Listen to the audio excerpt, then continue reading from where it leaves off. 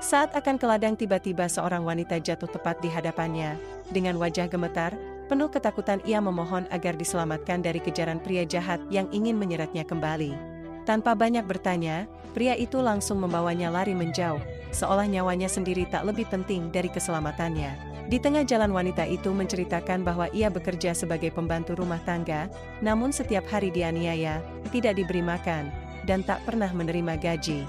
Hari itu ia nekat kabur karena yakin jika tetap tinggal, hidupnya akan benar-benar berakhir menderita.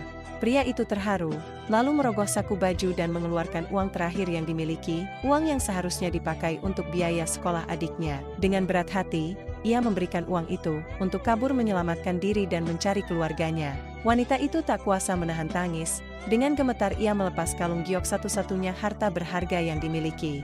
Ia menyerahkan dan berjanji suatu hari ia akan mengembalikan semuanya. Wanita itu berlari pergi meninggalkan sang pria yang hanya bisa berdoa agar Tuhan selalu menjaganya. 7 tahun berlalu, wanita itu kini hidup dalam kemewahan memiliki segala yang diimpikan. Namun di balik kekayaan itu hatinya tak benar-benar tenang, ia tak pernah lupa pria yang dulu menolongnya. Saat hidupnya terasa paling hampa, ia kembali ke tempat itu berharap takdir memberinya satu kesempatan lagi. Tanpa sengaja seorang gadis berlari menabrak hingga kalung gioknya terjatuh. Sekretarisnya memungut kalung tersebut dan kaget, karena mengenali liontin itu. Sang wanita pun langsung mengejar gadis itu, dan di sanalah takdir mempertemukan mereka.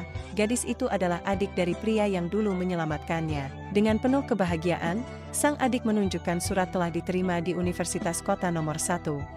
Namun senyum itu perlahan memudar, karena mereka tahu tak memiliki uang untuk biaya masuk. Sang kakak pun berjanji, akan melakukan apapun agar mendapatkan uang itu. Ia mendatangi saudara, tetangga, dan teman satu persatu. Namun yang ia dapat hanyalah penolakan, dan cacian yang penuh hinaan. Dengan hati hancur ia kembali ke gubuk kecilnya, merasa gagal sebagai seorang kakak. Di sanalah wanita itu menunggu bersama adiknya. Dengan suara lembut dan mata berkaca-kaca ia mengungkapkan siapa sebenarnya. Tanpa pertolonganmu 7 tahun lalu, aku mungkin sudah tidak ada lagi di dunia ini. Ia menyerahkan kartu untuk biaya kuliah sang adik, bahkan menawarkan rumah dan ladang sebagai balasan. Pria itu menolak dengan lembut, aku menolong orang lain dengan tulus, bukan untuk imbalan.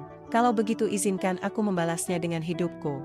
Menikahlah denganku, biarkan aku menemanimu bukan sebagai balasan, tapi sebagai pilihan hatiku. Pria itu tersenyum haru karena kebaikan kecil yang dilakukan dengan tulus, kembali sebagai cinta yang tak pernah ia duga.